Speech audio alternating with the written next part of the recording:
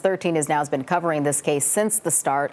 And joining us now for a deeper dive into the trial and the verdict is 13 News Now legal analyst Ed Booth. Ed, as always, thank you so much for doing this with us. Thank you for having me. All right, so the school is a defendant. A school administrator is a defendant. What does that mean as we look at this case? What legal responsibility does a school district have when it comes to safety? Well, that was exactly the question that the jurors were asked to resolve. In other words, was the defendant grossly negligent, and did that negligence lead to the shooting? And the jury, of course, answered that question in the affirmative. Yes, the defendant was grossly negligent. So the duties were the ones that were presented to the jury to decide. In other words, was there a duty to prevent this shooting? And the jurors said there was. And, you know, we tossed around this word unprecedented, and the jury, in a matter of hours, it seems like, came to their decision.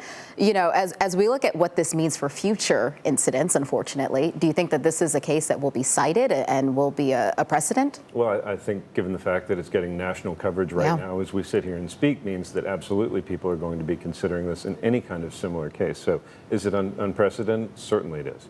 All right, let's talk a bit about the number. So she had asked for $40 million. She got $10 million, still a sizable amount.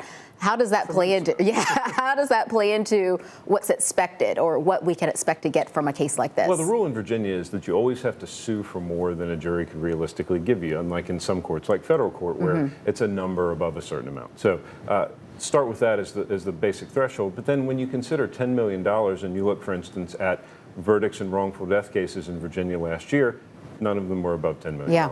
It's a huge sum of money. All right. Thank you so much, Mr. Booth. We appreciate it.